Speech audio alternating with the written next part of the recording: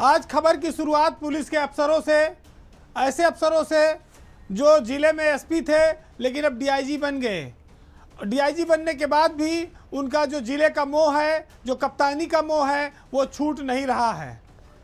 UP सरकार ने IPS अफसरों को प्रमोशन देकर डीआईजी बना दिया, लेकिन उनको नई जगह पर तैनात करना वो भूल गई। वैसे भी जो लोग जिले में तैनात रहते हैं वो चाहते हैं कि ये कुर्सी कभी ख़त्म ना हो, ये सिलसिला लगातार चलता रहे और ये कुर्सी कायम रहे। हालांकि जिम्मेदारी भी सरकार की है कि जिसे प्रमोशन दिया उसे नई पोस्टिंग दे, लेकिन इसी बीच कुछ ऐसे घटनाक्रम हो गए, कुछ ऐसे बड़े कुंभ जैसे आयोजन हो गए जिसकी वजह से ये ज़िले अभी तक खाली नहीं हुए और पुलिस के अफसर अपनी कप्तानी का आनंद ले रहे हैं। लोग तो यहाँ तक कह रहे हैं कि ये फरवरी के बाद जब कुंभ समाप्त होगा तब जिलों में परिवर्तन होगा, लेकिन ये तो सरकार के हाथ में है, वो जिस दिन चाहे लिस्ट निकाल दे। 5 जिलों के एसपी ऐसे हैं जो डीआईजी बन चुके हैं और जो अभी जिलों में कप्तानी कर रहे हैं। ये समय उनके लिए बोनस की तरह है कि भाई जितना समय बैटिंग करने को मिल जाए पिच पे वो आनंद से भरपूर है। फिलहाल झांसी, शाहजहांपुर, मुजफ्फरनगर, फतेहपुर और मथुरा, ये जो ज़िले के कप्तान हैं, यहाँ पर ये लोग पिछले 1 महीने से डीआईजी बनकर बैठे हैं और उनको अभी डीआईजी पद पर नई पोस्टिंग नहीं दी गई। जब ये ज़िला खाली हो तो नीचे वाले सोचे कि हमारा नंबर आए। वैसे आईएएस में तो सारे तबादले हो गए, जिलों में जो डीएम सचिव बने थे वो ज़्यादातर हट गए, लेकिन आईपीएस में गति थोड़ी धीमी है। वैसे अगर 5 पुलिस अफसरों की बात करें तो झांसी में सुधा सिंह हैं, मथुरा में शैलेश पांडे हैं, ये दोनों डीआईजी हो चुके हैं। मुजफ्फरनगर में अभिषेक सिंह हैं जो डीआईजी हो गए हैं और अभी भी वहीं पर एसपी बने हुए हैं। अभिषेक सिंह के अलावा फतेहपुर में हैं आलोक प्रियदर्शी और शाहजहांपुर में हैं राजेश एस। इसके अलावा लखनऊ में आईजी थे प्रशांत कुमार हैं, वो भी एडीजी बन चुके हैं, लेकिन उनको भी अभी तक कोई नई तैनाती नहीं मिली है। आप ये कह सकते हैं कि लखनऊ कमिश्नरेट में एडीजी, लखनऊ रेंज में एडीजी, लखनऊ जोन में एडीजी, भरमार है, एडीजी की कमी नहीं है।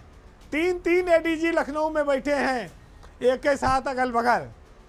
तो ये आईपीएस अफसरों के प्रमोशन को लेकर जो स्थिति है वो ये बन रही है कि जब ऊपर वाला आदमी ऊपर जाए तब तो नीचे वाला खिसके। किसी को रेंज मिलने की उम्मीद है, किसी को जिला मिलने की उम्मीद है। 1 जनवरी से प्रमोशन हो गया है, लेकिन कुंभ ने ऐसा शुरुआत कर दी कि आईएएस अफसरों का तो निपट गया मामला, लेकिन आईपीएस का नहीं निपट रहा है। और अगर ये फरवरी तक नहीं निपटा तो ये मान के चलिए कि जो जूनियर हैं वो निराश तो होंगे ही, और निराश होना स्वाभाविक भी है। लेकिन जिनको कप्तानी के लिए अतिरिक्त समय मिल रहा है वो अंदर अंदर खुश भी होंगे कि भाई जितने दिन, अब तो इसके बाद उनको दोबारा जिले में एसपी होना नहीं है, तो जो मिल रहा है उसमें लेते चलो। कहते हैं कि बहती गंगा में हाथ धोते चलो। इसके अलावा चर्चा ये भी है कि सरकार 2 पुलिस कमिश्नरों को बदलने पर भी विचार कर रही है। इनकी शिकायत पहुंची है मुख्यमंत्री कार्यालय तक। नीचे जो बैठे उम्मीद लगाएं कि आम पक चुका है, गिर नहीं रहा, टूटे गिरे तो हम उडालिब कब्जा करें या लूट लें। अब देखिए किसके हाथ में क्या आता है। उत्तर प्रदेश में बिजली को लेकर एक बहुत चौंकाने वाली खबर आई जिस पर कई दिनों तक चर्चा हुई। आप सोचिए कि जो आपके घर में बिजली आती है, अगर ये कहा जाए कि भाई जो दिन में बिजली जलेगी उसका रेट अलग होगा और जो रात में बिजली जलेगी उसका रेट अलग होगा, तो आप खुद ही बड़े हैरान हो जाएंगे कि ये कौन सा सिस्टम लागू होने जा रहा है। लेकिन सरकार ने इसको एक नाम दिया है, time of day tariff, TOD. इसके तहत दिन में बिजली के दाम अलग और रात की बिजली के दाम कुछ और। लोगों को इस बात की आशंका है कि अगर ये सिस्टम लागू हुआ तो बिजली के दाम लगभग 20% बढ़ जाएंगे और ये एक अजीब टाइप की व्यवस्था होगी जो आम आदमी के लिए समझ के बाहर होगी कि ये दिन वाला और रात वाला क्या चक्कर आ गया। लेकिन आपकी जानकारी के लिए बता दूं कि केंद्र सरकार द्वारा बिजली ग्राहकों के लिए सन 2020 में यानी कि 5 साल पहले एक संशोधन लाया गया था जिसके तहत टीओडी व्यवस्था लागू करने की बात कही गई थी। हालांकि ये जो व्यवस्था है दिन की बिजली और रात की बिजली का बंटवारा है, ये उद्योगों में लागू है।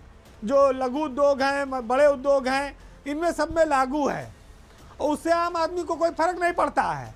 लेकिन जब हमारे आपके घर में जो बिजली आ रही है जिसको आप घरेलू बिजली कहते हैं, अगर वहाँ पर ये व्यवस्था लागू होगी तब आपके लिए बड़ा दिमाग में एक तरह से कहा जाए दिन भर गणिते चलेगा कि ये बत्ती बुझा दो, ये बल्ब बुझा दो, ये एसी बंद कर दो, ये रात में चलाएंगे, ये दिन में करेंगे, ये मिक्सी ना चलाओ, ये किचन में ये बिजली का उपयोग ना करो, बड़ी सारी चीज़ें बदल जाएंगी। चर्चा इस बात की थी कि सरकार 1 अप्रैल 2025 से इस व्यवस्था को लागू करना चाह रही है। इसकी जब भनक लगी तो हंगामा मच गया। शक्ति भवन से लेके प्रदेश भर में कई जगह विरोध प्रदर्शन होने लगा। सरकार को अपने इस फैसले को फिलहाल स्थगित करना पड़ा है और ये कहा गया था कि इस जो घरेलू बिजली के टैरिफ वाली व्यवस्था है इसमें किसान अलग रहेंगे, किसानों को अलग रखा जाएगा। लेकिन समस्या इस बात की है कि इस व्यवस्था से फायदा किसको होना है और परेशानी किसको होनी है। अफसर आम उपभोक्ता को फैक्ट्री मालिक की तरह नहीं ट्रीट कर सकता। उद्योग कमाई करते हैं तब पैसा देते हैं, उनसे आप जो रेट तय करना चाहे रखिए। लेकिन जो घर में 1 किलोवाट का कनेक्शन लिए है, बिजली और पंखा जला रहा है, जिनके बच्चे हैं छोटे छोटे पढ़ने के लिए, जिनके पास इतनी पैसा नहीं है कि वो 1000-2000 रुपया 3000 रुपया हर महीना बिजली बिल दें, उनके लिए ये एक बहुत बड़ी मुसीबत हो जाएगी। ये व्यवस्था 2023 में 2 साल पहले एक बार लागू करने की कोशिश की गई थी, लेकिन उस समय लोग हाई कोर्ट चले गए जिसकी वजह से ये जो टीओडी सिस्टम है ये ज़मीन पर नहीं उतर पाया था। लेकिन अभी कुछ दिनों से बिजली जो कंपनियां हैं इनको प्राइवेटाइजेशन करने की एक चर्चा जोरों पर चल रही है। कहा जा रहा है कि ये प्राइवेटीकरण हो जाएगा इनका और ये सब बड़े बड़े उद्योगपति और ये लोग ले लेंगे, ये सरकार जो है यहाँ से जो इंजीनियर और तमाम लोग रखे गए अधिकारी, इनका काम खत्म हो जाएगा। तो टीओडी व्यवस्था भी उसी बीच में आ गई, वो भी चल पड़ी। अब उद्योगपति के हाथ में बिजली व्यवस्था जाएगी और दिन के बस व्यवस्था अलग हो, रात की अलग हो, या वसूली बनेगी, इतना झाम लोग समझ ही नहीं पाए और इसी वजह से ये व्यवस्था लागू होने से पहले ही इसका विरोध शुरू हो गया। वैसे जो एक आंकड़े हैं, जो रिपोर्ट है, वो मैं आपको बताऊं कि जो हम लोग घरेलू बिजली जलाते हैं इसका सबसे ज़्यादा उपयोग रात में होता है। एक सर्वे है कि 70% बिजली हम अपने घर की जो यूज़ करते हैं एक महीने में, वो 70% लगभग रात के समय उपयोग करते हैं। दिन में बिजली कम खर्च करते हैं हम लोग घरों में, रात में ज़्यादा करते हैं, गर्मियों में भी जाड़ों में भी यही हाल है। अब प्रदेश में 3 करोड़ से ऊपर घरेलू बिजली के कनेक्शन है, उपभोक्ता हैं, और जिसमें से 1 करोड़ 30 लाख के पास 1 किलोवाट से 2 किलोवाट के बीच कनेक्शन है। अब आप सोचिए 50% से ज़्यादा लोग निहायत गरीब हैं या उनका कनेक्शन बहुत छोटा है, उनको बिजली की बहुत ज़्यादा ज़रूरत नहीं है, उनके घर छोटे हैं। अब ऐसे लोगों पर टॉफ़ी बिस्कुट कंफर्ट बेचने वालों पर दिन में अलग रात में अलग सिस्टम लागू कर दोगे तो ये एक अजीब सा, अमानवीय सा, अव्यवहारिक सा, असामाजिक सा मामला है जो लोगों को हजम नहीं होती बात। सरकारें जो नियम लाती हैं उसके पहले उनको एक चर्चा करानी चाहिए, जनमानस में एक जागरूकता भी आनी चाहिए। बिजली का रेट तो सरकार जो चाहेगी लेगी ही। महानगरों में लोग जो रह रहे हैं वो 6 रुपये से लेकर 10 रुपये यूनिट तक दे ही रहे हैं। गांव में फिक्स आता है, अब मीटर का चलन वहाँ भी बढ़ा है। तो समस्या इस बात की है कि आप जिसके लिए कल्याणकारी काम कर रहे हो, जिनके घरों में उजाला देना चाहते हो, उनको भी तो बता दो भैया कि हम ये नई चीज़ ला रहे हैं, कि ये नई व्यवस्था में ऐसी ऐसी परेशानियां आएंगी या ऐसी ऐसी अच्छाइयां हैं। आम आदमी को बिजली का कनेक्शन कैसे मिलता है, कमर्शियल कनेक्शन कैसे मिलता है, ये हर आदमी को पता है। सबका रेट फिक्स है। इंजीनियर जो लिप्त हैं भ्रष्टाचार में, उन पर सख्ती करने में कम है। जो लाइन लॉस की बात आती है, पावर कारपोरेशन के घाटे की बात आती है, आखिर में क्या सारी कुटाई जनता की ही होगी। अब बात एक ऐसी खबर की जिसमें यूपी सरकार के अफसर सरकारी खजाने को खूब जमकर पलीता लगा रहे हैं।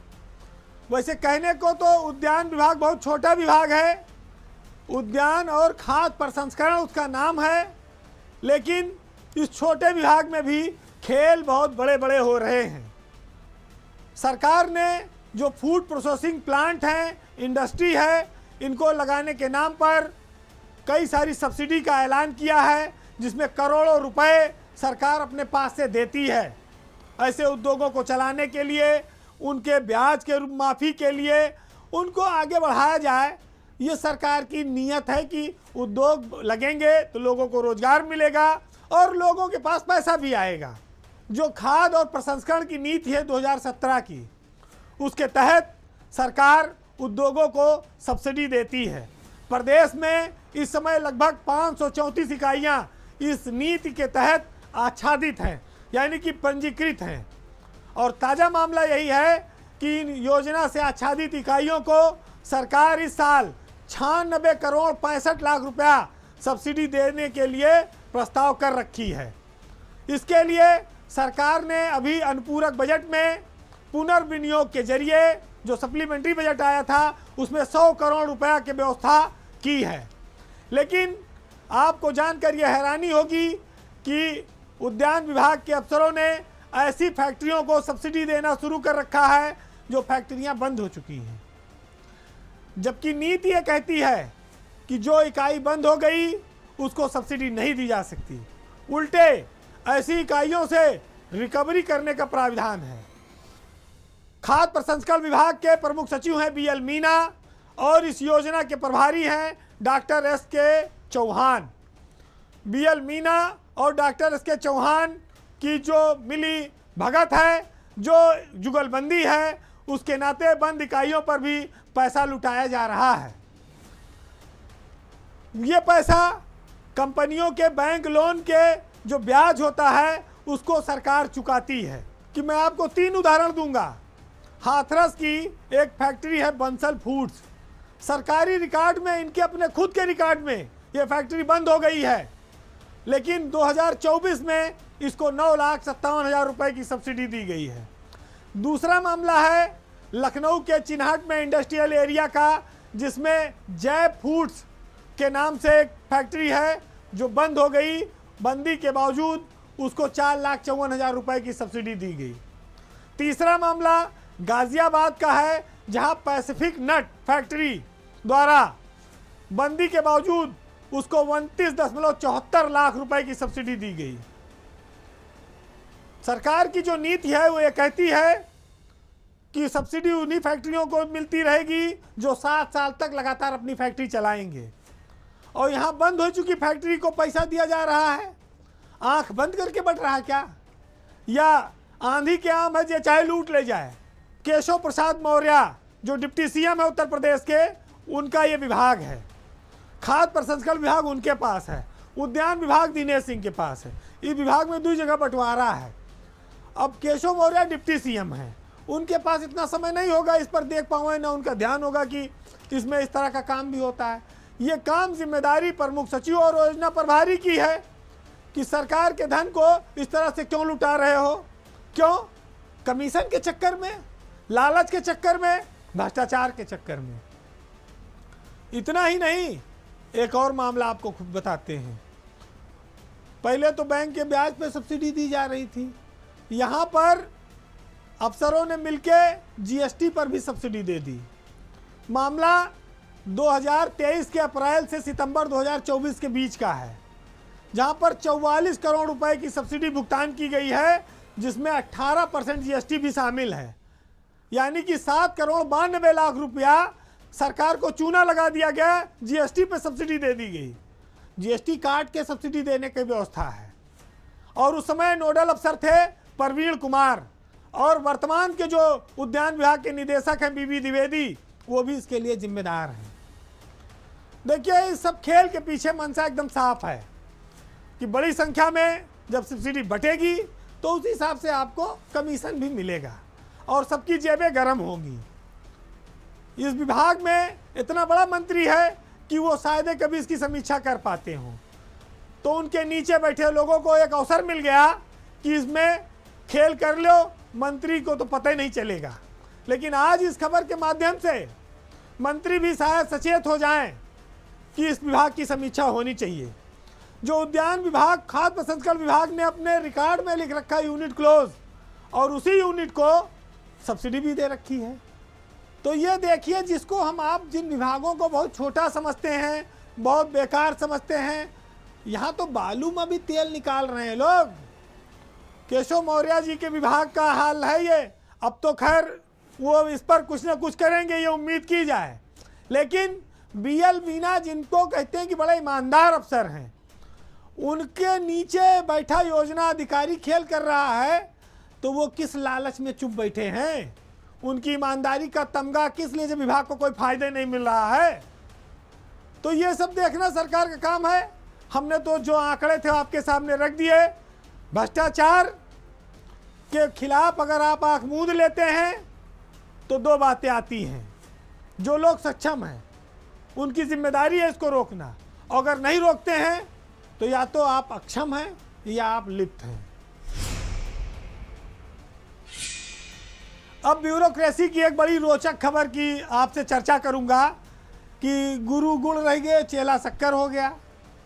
मामला था विदेश यात्रा का, अरमानों पर पानी फिर गया।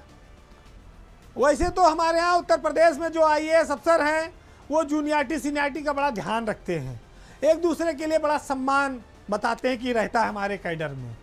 लेकिन जहाँ फायदे की बात आ जाए, वहाँ जूनियर भी सीनियर की गर्दन पर पैर रखकर आगे बढ़ने को तैयार है।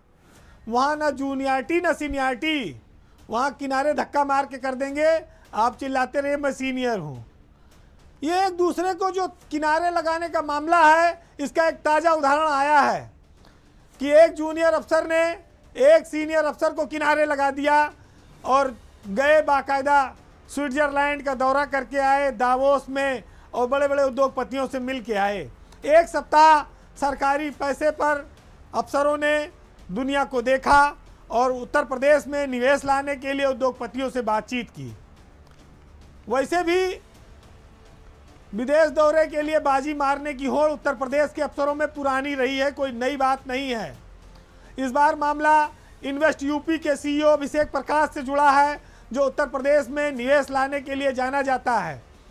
स्विट्जरलैंड के दावोस में वर्ल्ड इकोनॉमिक फोरम की एक बैठक होनी थी, जिसमें अभिषेक प्रकाश का नाम भी विदेश जाने वालों में था, लेकिन बाजी उनके एसीईओ प्रथमेश कुमार मार ले गए। प्रथमेश कुमार इस समय एलडीए के वीसी भी हैं और इन्वेस्ट यूपी के एसीईओ भी हैं।